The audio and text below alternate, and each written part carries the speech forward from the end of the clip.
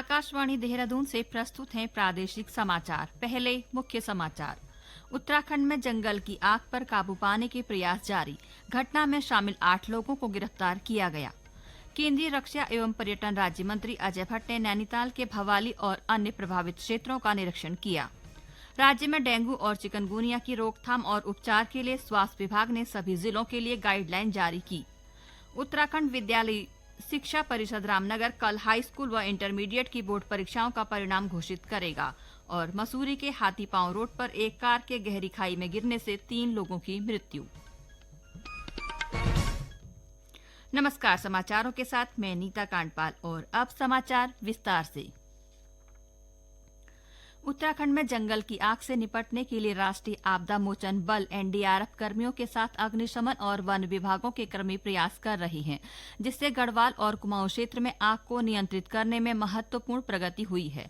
इस कार्य में स्थानीय लोग भी अग्निशमन के प्रयासों में अपना सहयोग दे रहे हैं। इधर नैनीताल जिले में आग की घटनाओं पर काबू पाने के लिए 30 एनडीआरएफ कर्मियों सहित 100 से अधिक लोग वनाग्नि की घटनाओं पर काबू पाने का प्रयास कर रहे हैं। मुख्यमंत्री पुष्कर सिंह धामी ने आश्वासन दिया कि जंगल की आग की बढ़ती घटनाओं से निपटने के लिए हर संभव उपाय किए जा रहे हैं। इस बीच केंद्रीय मंत्री अजय भट्ट नैनीताल जिले के प्रभावित इलाकों में स्थिति का आकलन कर रहे हैं। उधर अधिकारियों ने जंगल की आग की घटनाओं में शामिल 8 व्यक्तियों को गिरफ्तार करके त्वरित कार्रवाई की है और उनके खिलाफ भारतीय वन अधिनियम की धाराओं के तहत कानूनी कार्रवाई शुरू की है। इस बीच केंद्रीय रक्षा एवं पर्यटन राज्य मंत्री अजय भट्ट ने नैनीताल के भवाली और अन्य प्रभावित क्षेत्रों का निरीक्षण किया। इस दौरान उन्होंने वन विभाग और एनडीआरएफ की टीमों का हौसला भी बढ़ाया। मैं बधाई देता हूं अपने फॉरेस्ट डिपार्टमेंट के लोगों को, एनडीआरएफ को और अपने एडमिनिस्ट्रेशन को कि जितनी तेजी से आग बढ़ी थी उसको एकदम से रोक लिया और इसमें हमारे एयरफोर्स के हेलीकॉप्टर भी उन्होंने पानी का छिड़काव किया। उससे भी एकदम फौरी राहत हमको मिल गई। जो पूरी तरह से जंगल खत्म होने की आशंका थी वो बचा लिया है। वहीं श्री भट्ट ने कहा कि पर्यटकों के लिए नैनीताल व आसपास के इलाके पूरी तरह से सुरक्षित हैं। उन्होंने कहा कि पर्यटक बिना किसी भय के प्रदेश के किसी भी स्थान का रुख कर सकते हैं। राज्य में डेंगू और चिकनगुनिया के मामलों को देखते हुए उनकी रोकथाम और उपचार के लिए स्वास्थ्य विभाग ने सभी जिलों के लिए गाइडलाइन जारी की है। इसके तहत सभी जिलाधिकारी और मुख्य चिकित्साधिकारियों को 20 महत्वपूर्ण बिंदुओं की गाइडलाइंस जारी की गई। स्वास्थ्य सचिव डॉक्टर आर राजेश कुमार लगातार डेंगू और चिकनगुनिया की रोकथाम के लिए समीक्षा बैठकें कर रही हैं। स्वास्थ्य सचिव डॉक्टर आर राजेश कुमार ने कहा कि डेंगू रोग की रोकथाम के लिए जन सहभागिता अत्यंत आवश्यक है।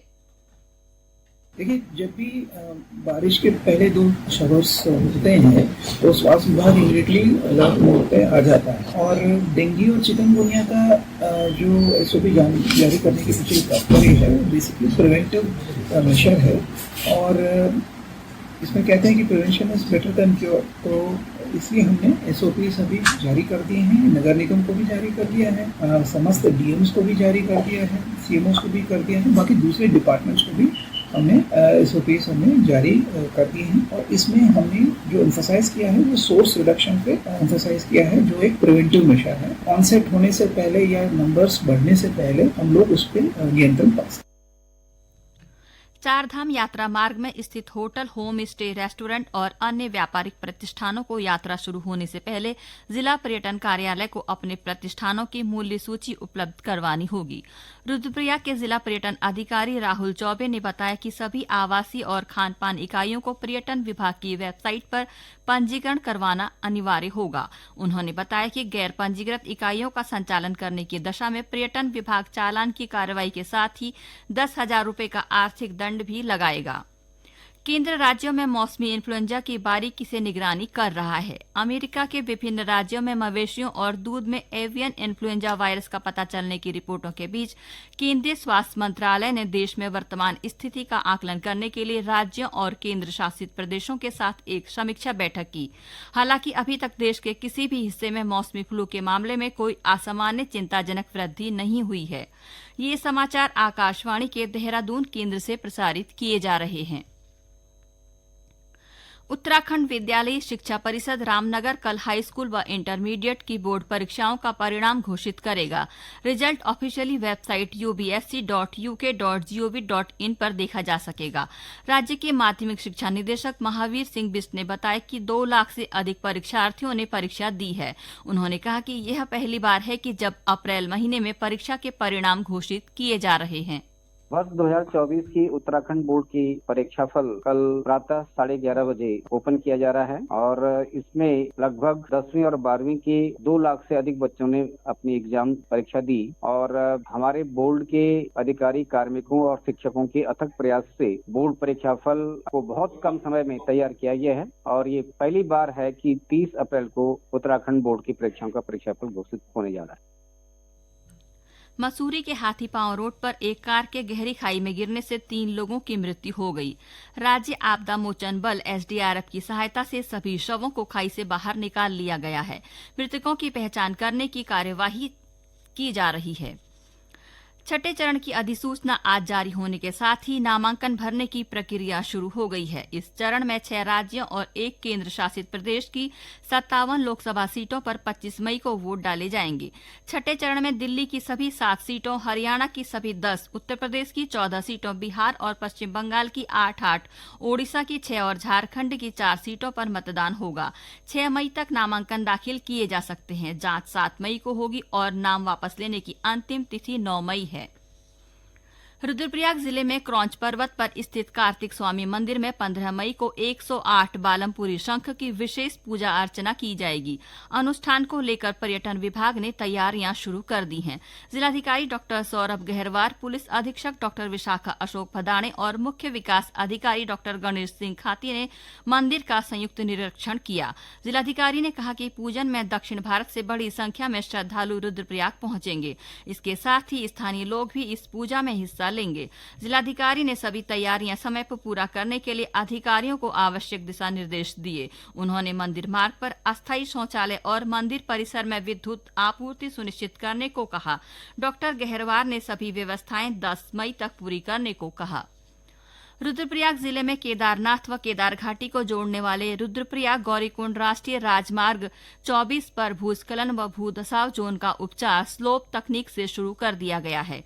लोक निर्माण विभाग राष्ट्रीय राजमार्ग खंड के अधिशासी अभियंता निर्भय सिंह ने बताया कि राष्ट्रीय राजमार्ग खंड ने इसके लिए 54 करोड़ का विस्तृत सर्वे भारत सरकार को भेजा था और अब इसकी स्वीकृति मिलने के बाद सड़क उपचार का कार्य शुरू कर दिया गया है। उन्होंने बताया कि 76 किलोमीटर लंबे रुद्रप्रयाग गौरीकुंड राष्ट्रीय राजमार्ग को केदारनाथ आपदा में नुकसान पहुंचा था। देहरादून स्थित राजभवन में कल महिला स्वास्थ्य परीक्षण एवं कैंसर परीक्षण शिविर का आयोजन किया जाएगा। यह शिविर उत्तराखंड मेडिकल यूनिवर्सिटी के सहयोग से आयोजित किया जा रहा है। कार्यक्रम में एम्स ऋषिकेश के महिला एवं स्त्री रोग विभाग की अध्यक्ष प्रोफेसर जया चतुर्वेदी द्वारा उपस्थित महिलाओं को सर्वाइकल कैंसर के लक्षण और बचाव पर महत्वपूर्ण जानकारी देंगी। साथ ही दून मेडिकल कॉलेज की स्तन कैंसर विशेषज्ञ डॉक्टर नेहा महाजन स्तन कैंसर के कारण, लक्षण और बचाव पर व्याख्यान देंगी। इस अवसर पर भारतीय सेना के परिवारों से आमंत्रित महिलाएं, राजभवन के सभी अधिकारी, कर्मचारी और सुरक्षाकर्मी, विद्यार्थी तथा शिक्षक उपस्थित रहेंगे। आकाशवाणी के समाचार सेवा प्रभाग से आज रात 9:30 बजे प्रसारित होने वाले साप्ताहिक कार्यक्रम पब्लिक स्पीक का विषय है सर्विकल कैंसर की रोकथाम और इलाज।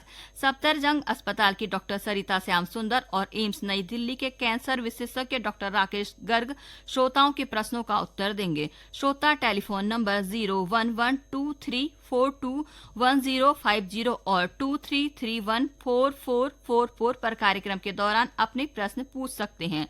प्रश्न व्हाट्सएप नंबर 9289094044 पर भी भेजे जा सकते हैं। अंत में मुख्य समाचार एक बार फिर। उत्तराखंड में जंगल की आग पर काबू पाने के प्रयास जारी। घटना में शामिल 8 लोगों को गिरफ्तार किया गया। केंद्रीय रक्षा एवं पर्यटन राज्य मंत्री अजय भट्ट ने नैनीताल के भवाली और अन्य प्रभावित क्षेत्रों का निरीक्षण किया।